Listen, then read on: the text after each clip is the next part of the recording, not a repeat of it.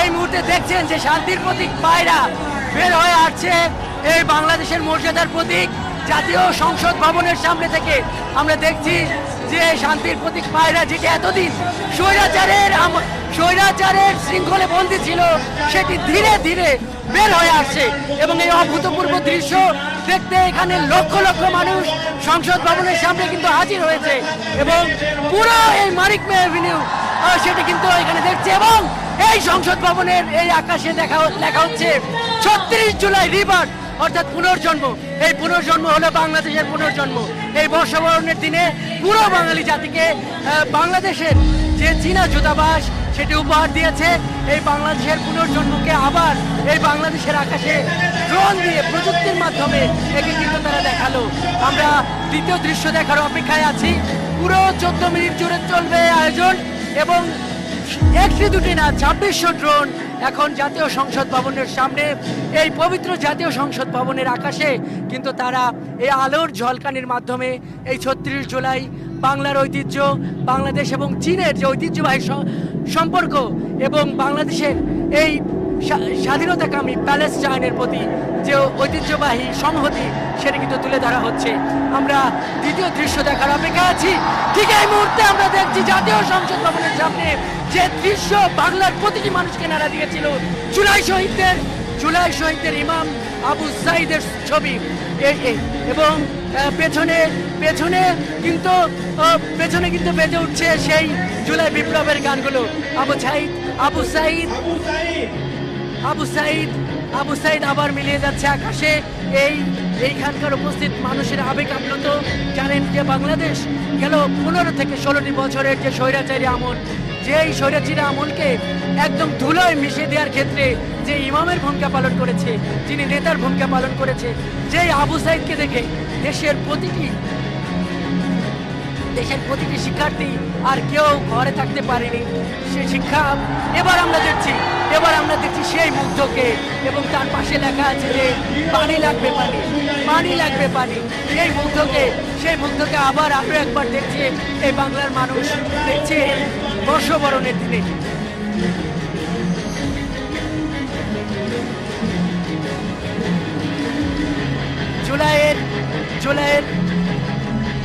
জুলাইয়ের যে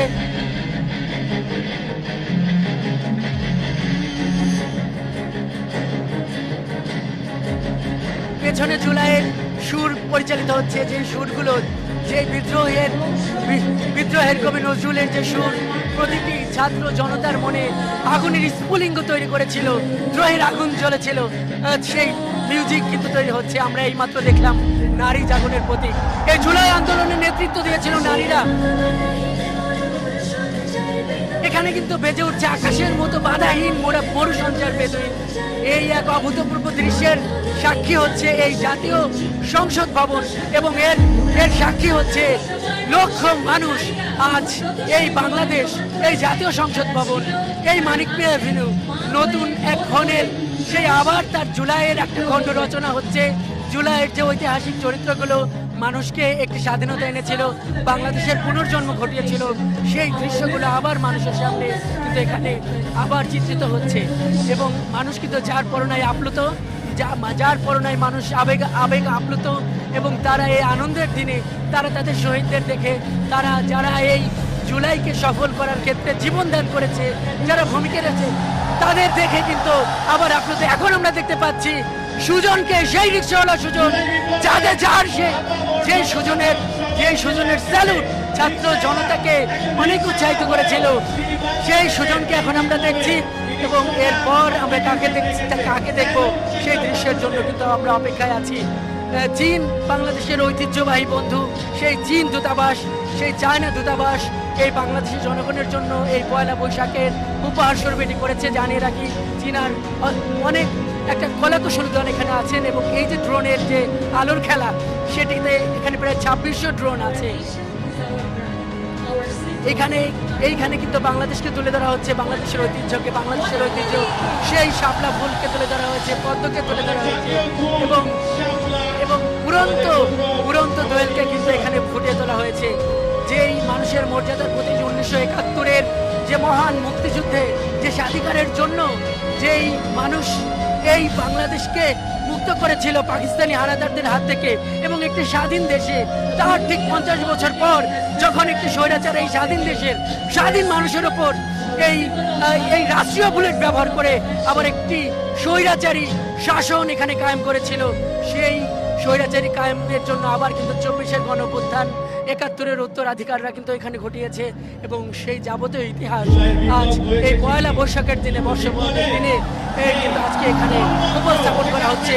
এই 1971 ভেসে উঠেছে এই মহান জাতীয় সংসদের সামনে এবং এখানে কিন্তু স্পষ্টভাবে আছে 1971-এর উত্তরাধিকার 2024, 1971-এর সংগ্রামের ধারাবাহিকতা 2024 এবং 1971 এবং 2024 যে একই ধারাবাহিকতা। এই 1971 শিখিয়েছে যে স্বৈরাচার বাংলাদেশের মাটিতে কখনো অক্ষুণ্ণ থাকবে না, স্বৈরাচার বিদায় নিয়েছে এবং ভবিষ্যতেও আর কেউ স্বৈরাচার হতে পারবে না।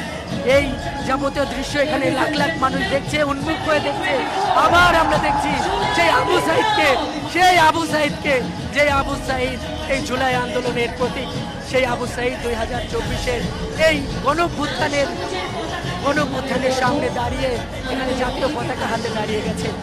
দর্শক, আমরা যুক্ত হয়েছি মানিক মে এভিনিউতে টেলিভিশনের পর্দায়। আপনারা যে আলোর খেলা দেখছেন এটি মূলত এই পয়লা বৈশাখের আয়োজন, সংস্কৃতি মন্ত্রণালয়ের আয়োজন, সরকারের আয়োজন। আজকের এই বর্ষবরণ এই এখানে মানিক মে এভিনিউতে আয়োজন শুরু হয়েছে দুপুর থেকেই। গান হয়েছে, সুর হয়েছে এবং নানান এই কনসার্টের মধ্যে এই জুলাইয়ের এই উপহার, এই যে চিত্র আঁকা, এটি সরকারের বিশেষ আয়োজনের মধ্যে ছিল। এটি আগে থেকেই একটি ঘোষণা ছিল, সেই ঘোষণার কিন্তু বাস্তবায়ন এখন আমরা দেখছি এবং আমরা দেখছি যে এই জাতীয় সংসদ ভবনের সামনে এই বাংলাদেশের মর্যাদার প্রতি এবার আমরা দেখছি নিপীড়িত ফিলিস্তিনের প্রতি বাংলাদেশের সমর্থনের চিত্র। দেখছি যে বাংলাদেশের অভ্যুদয়ের পর থেকে এই স্বাধীনতা যে প্যালেস্টাইনের যে ন্যায্য সংগ্রাম, যেই মুক্তির জন্য সংগ্রাম, সেই সংগ্রামের সঙ্গে বাংলাদেশ যে আছে সেই চিত্রটি কিন্তু এখানে ফুটিয়ে তোলা হলো। আল আকসার যে সংগ্রাম, এই জুলাইয়ে রক্তের রং নামিয়েছে এই ঢাকায়, সেই চিত্রটি কিন্তু আবার দেখানো হলো এবং আল আকসার সংগ্রামকে যে ঢাকা হৃদয় দিয়ে ধারণ করে সেই চিত্রটি কিন্তু এখানে ফুটিয়ে তোলা হলো। এবং আজকে এখন যেটি দেখানো হচ্ছে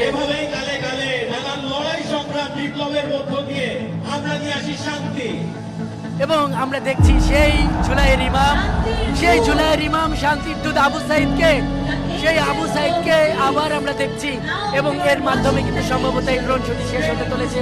বাংলাদেশের মানুষ আবার আপ্লুত, কারণ এই বাংলাদেশের মানুষই জীবন দিয়ে স্বৈরাচার ঘটিয়েছে, যারা এই পবিত্র সংসদকে 1.5 দশক ধরে কুক্ষিগত করে রেখেছিল, নামমাত্র নির্বাচনের মাধ্যমে কুক্ষিগত করে রেখেছিল, নাগরিক অধিকারকে ভুলুণ্ঠিত করে এই দেশের মানুষকে অধিকারকে ভুলুণ্ঠিত করেছিল। এভাবে এই জুলাই যে ঘটেছে, সেই জুলাইয়ের সেই স্মৃতি আজকে পয়লা বৈশাখের এই আনন্দের দিনে এই মহান জাতীয় সংসদের সামনে এই যে আঁকা হলো, এতে মানুষ আজ উচ্ছ্বসিত। মানুষ আবার দেখলো, মানুষ আবার সেই জুলাই ফেরত গেল, সেই রক্তমাখা জুলাই, সংগ্রাম মাখা জুলাই 2000-এর মতো শহীদদের কাছাকাছি চলে গেল, আবার সেই সংগ্রামের দিনগুলোকে চলে গেল। এবং এটি যে বাংলাদেশে অবস্থিত চীনা দূতাবাস উপহার দিয়েছে, সেই লেখাটি কিন্তু এখানে আছে। এখানে লেখা আছে long live China, Bangladesh friendship. এবং এই বাংলাদেশের পাশে যে এই অকৃত্রিম বন্ধু চীন আছে, এই দৃশ্যটা কিন্তু আবারও এখানে ফুটিয়ে তোলা হলো।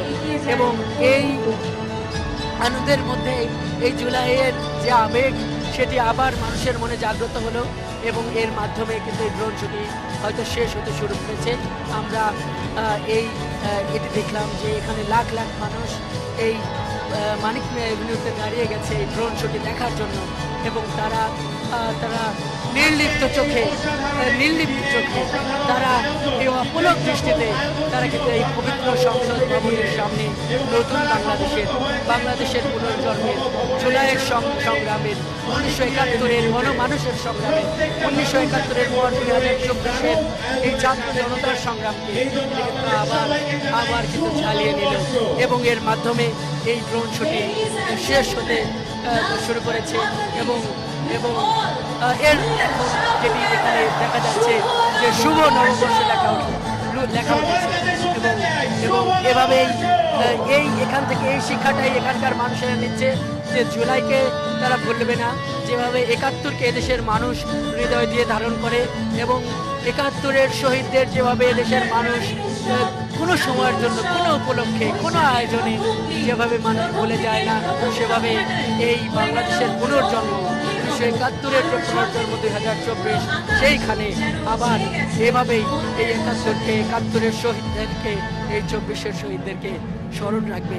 এবং আমরা দেখছি যে ২৬০০ ড্রোন সেটা কিন্তু আবার ধীরে ধীরে হয়তো এখন নেমে পড়বে এবং মুক্তির গান গাইছে, মুক্তির গান পাচ্ছে এই মঞ্চ থেকে এবং সেইভাবে এই জুলাইয়ের সাক্ষী হলো এই আমাদের এখানকার লাখো মানুষ। দর্শক যারা এই মুহূর্তে যুক্ত হলেন তাদের জন্য জানিয়ে রাখি যে বাংলাদেশ আরেকটি অভূতপূর্ব সময়, অভূতপূর্ব মুহূর্তের সাক্ষী হলো জাতীয় সংসদ ভবনের সামনের যে মুক্ত আকাশ ২০২৪-এর ৩৬ জুলাই খ্যাত ৫ আগস্টের গণঅভ্যুত্থানের পর এই বাংলাদেশের মানুষ যে মুক্ত আকাশ পেয়েছে, সেই মুক্ত আকাশে পয়লা বৈশাখের দিনে আবার সেই জুলাইকে এঁকে দেখালো বাংলাদেশে অবস্থিত চীনা দূতাবাসের সহায়তায় একদল ড্রোন প্রদর্শনী। ২৬০০টি ড্রোন তারা আলোর খেলা দেখিয়ে এখানে কিন্তু দেখিয়ে দিল সেই জুলাইয়ের স্মৃতিকে এবং এরই মাধ্যমে কিন্তু এখানে আজকের আয়োজনের যে প্রধান আকর্ষণ ছিল ড্রোন শো, সেটি কিন্তু এভাবেই শেষ হলো এবং আমরা দেখলাম যে এটি দেখার পর মানুষ বেশ আবেগ আপ্লুত।